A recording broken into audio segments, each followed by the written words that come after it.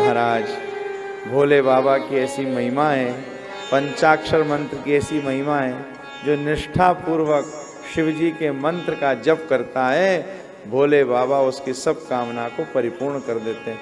और भी विशिष्ट विशिष्ट मंत्र आएंगे पुराण में, आप आगे सुनना ध्यान से। पार्थिव शिवलिंग की महिमा का वर्णन किया। पार्थिव शिवलिंग का बड़ा दिव्य विधान है। कुआं की, तालाब की, सरोवर की मिट्टी लावे और उसको वेद लक्षणा गौ माता के गोमय से मिला करके बढ़िया सुंदर, या तो उससे मिलावे, नहीं तो सीधा ही मृतिका का ही शिवलिंग बनावे और मृतिका का शिवलिंग बना करके पार्थिव शिवलिंग का पूजन करें और पूजन करके उसको वापस जल में ही विसर्जित करें। उससे शिवजी बड़े प्रसन्न होते हैं। पार्थिव शिवलिंग की, स्फटिक शिवलिंग की बड़ी महिमा का वर्णन यहाँ किया गया है। स्फटिक का शिवलिंग सभी माताएं, सभी पुरुष पूज सकते हैं और स्फटिक का शिवलिंग सारी सारी कामनाओं की पूर्ति करने वाला है। मैंने कुछ वैष्णवों के, कुछ भक्तों के, कुछ ठाकुर जी के, शिव भक्तों के देखा है, वो स्फटिक का शिवलिंग तो पूजते हैं लेकिन चांदी की जलेरी लगा लेते हैं। ऐसा नहीं है, स्फटिक के शिवलिंग में स्फटिक की ही जलेरी लगा और फिर उसका पूजन करें। मैं फिर दोहराता हूं, केवल नर्मदेश्वर, नर्मदा के जो पाषाण हैं वो नर्मदेश्वर हैं। शिवजी उनको हृदय में धारण करते हैं। बाणासुर की कथा है, बाणलिंग है, नर्मदेश्वर हैं। एकमात्र वो ही किसी भी धातु में विराजमान हो सकते हैं, बाकी सब की जलेरी जैसा शिवलिंग वैसी जलेरी। इस प्रकार पार्थिव शिवलिंग की महिमा को बताया। विद्यार्थी 1500 पार्थिव शिवलिंग बना करके पूजन करके विसर्जन करे तो उसको विद्या की परिपूर्ति हो जाती है। किसी को शत्रुओं का भय हो तो 25,000 पार्थिव शिवलिंग का पूजन करे, बनावे और फिर विसर्जन करे, उसको शत्रु का भय नहीं रहता है। किसी को धन की प्राप्ति हो, किसी को अभाव हो धन का और धन प्राप्ति का योग हो तो 1 करोड़ शिवलिंग पार्थिव बनावे और फिर विसर्जन कर दे तो उसको महादेव जी प्रसन्न होकर के द्रव्य धन आदि प्रदान कर देते हैं। इस प्रकार बड़ी दिव्य महिमा पार्थिव शिवलिंग की है। तदुपरांत रुद्राक्ष के मंत्र और रुद्राक्ष की महिमा का वर्णन किया गया।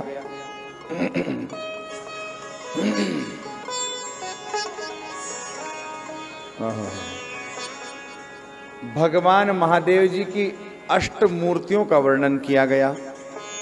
कौन कौन सी मूर्तियां हैं भगवान की, जरा ध्यान पूर्वक श्रवण कीजिए। भगवान शिव की 8 मूर्तियां हैं। क्षितिरापो नलो वायु राकाश सूर्य सोमको यजमान इति त्वष्टौ मूर्तय परिकीर्तिता। शर्वो भवश्च रुद्रश्च उग्रो भीम इतीश्वर महादेव पशुपति रेतान मूर्तिर्भि अर्चये। पृथ्वी, जल, अग्नि, वायु, आकाश, चंद्र, सूर्य और यजमान, 8 मूर्तियां हैं। कल एक प्रसंग आया था, भोले बाबा की कथा के प्रधान श्रोता यजमान कौन बने? ईश्वर गणगौर, शिवजी और पार्वती जी। वो बात यहाँ भी प्रमाण हो जाएगी। शिवजी की उपासना करने वाला शिव भक्त स्वयं शिव मूर्ति रूप होता है। इसलिए 8 मूर्तियों में शिवजी के लिए एक कह रहे हैं यजमान मूर्तये नमः। यजमान खुद भी शिव स्वरूप हो जाता है। इसलिए बंधुओं, शिव जी की पूजा बहुत निष्ठा पूर्वक कीजिए, तन्मयता के साथ कीजिए। ऐसा वर्णन किया गया है। अब आप सबका मन हो तो मैंने संक्षिप्त तो कह ही दिया रुद्राक्ष, आपका मन हो तो 1 से 14 तक के सारे रुद्राक्ष बता दो और उनके मंत्र हैं वो भी जरा आप ध्यान से सुन लीजिए। एक मुखी रुद्राक्ष साक्षात शिव है, जिसके पास में एक मुखी है समझो महादेव जी उसके साथ है। यदि वो सेवा में रख करके पूजन करता है तो शिव जी की पूजा का फल पाएगा, और अपने कंठ में लटकाए घूमता है तो बहुत निष्ठा से आचार शुद्धि का ध्यान रखे, कहीं पर भी गलत सलत कहीं भी स्पर्श आदि उसको ना हो, क्योंकि उस शिव जी साथ में उस ऐसी महिमा। एक मुखी शिव जी, एक मुखी रुद्राक्ष स्वयं शिव है। ब्रह्म हत्या जैसे दोष को भी निवृत्त करने का पुण्य फल इसमें है। किसी को ब्रह्म हत्या लग जाए तो भी कष्ट निवृत्त हो सकता है। दूसरा ऐसा वर्णन है पुराण में, व्यास जी कह रहे हैं यत्र संपूजितस्तत्र, नोट कर लो आपके काम आएगा। यत्र संपूजितस्तत्र लक्ष्मीर दूरतरा नहीं। जो एक मुखी रुद्राक्ष का पूजन करता है लक्ष्मी उससे कभी चाकर के भी दूर नहीं हो सकती। यत्र संपूजितस्तत्र लक्ष्मीर दूरतरा नहीं। नश्यत्युपद्रवा सर्वे सर्वकामा भवन्ति। सारे उपद्रव उसके शांत हो जाते हैं और भैया उसका सब प्रकार से मंगल हो जाता है। दो मुखी देव देवेश सब कामों के फलों को देने वाला, गोवध जैसी हत्या का भी दोष लगा हो उसका भी निराकरण करने वाला है। तीन मुखी रुद्राक्ष समस्त साधनों को देने वाला प्रतिष्ठित है, उसमें सब विद्याएं रहती है। चार मुखी रुद्राक्ष ब्रह्मा जी का स्वरूप है, नर हत्या को दूर करने वाला है। पंचमुखी रुद्राक्ष स्वयं रुद्र ही हैं और उसी का एक नाम कालाग्नि है। ये भी शिवजी के समान समस्त कामनाओं को पूर्ण करने वाला है।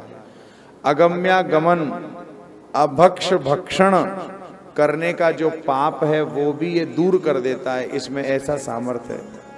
वैष्णवों, छह मुखी रुद्राक्ष साक्षात कार्तिकेय हैं, षडानंद भगवान के पुत्र ही हैं, और उसको मनुष्य दक्षिण भुजा में धारण करे तो उसको अति फल की प्राप्ति होती है, श्रेष्ठ फल की, ऐसा वर्णन है।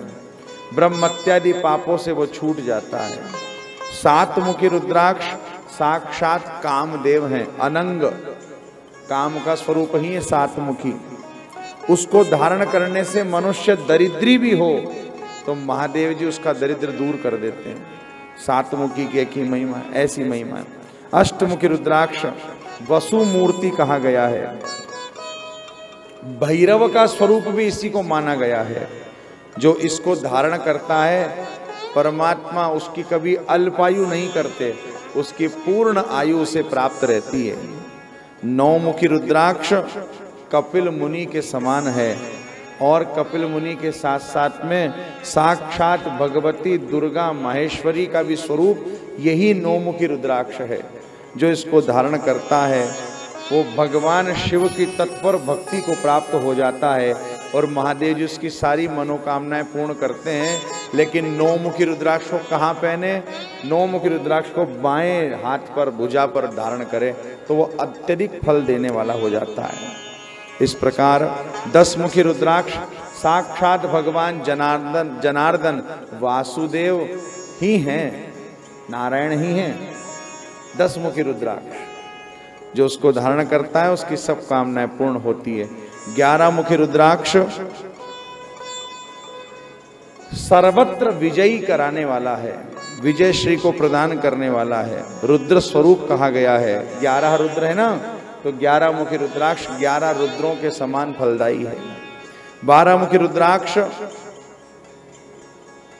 12 आदित्यों के समान फलदायी है। 12 मुखी रुद्राक्ष मस्तक में धारण करना चाहिए, केशों में। जटा वाले जो महापुरुष महात्मा होते हैं ना, वो अपनी केश में जटा में फंसा के रख लेते हैं, जिनके पास होता है। 13 मुखी रुद्राक्ष विश्व देव के तुल्य है। ये सभी कामनाओं को, सौभाग्य को, मंगल को देने वाला है। और 14 मुखी रुद्राक्ष परम शिव और उनकी भक्ति को प्रदान करने वाला है। उसे भी मस्तक में ही धारण करना चाहिए। जिनको मस्तक में धारण करने की व्यवस्था ना हो वो कंठ में पहन ले, बाकी केश में लगा करके रखने से बहुत अत्यधिक लाभ रहते हैं। 14 ही इनके मंत्र हैं। बिना मंत्र के रुद्राक्ष धारण कभी नहीं करना चाहिए। इस प्रकार दिव्य प्रसंग विद्वेश्वर संहिता में ज्ञानोपदेश सूत जी महाराज ने शौनकादि ऋषि महात्माओं को श्रवण कराया।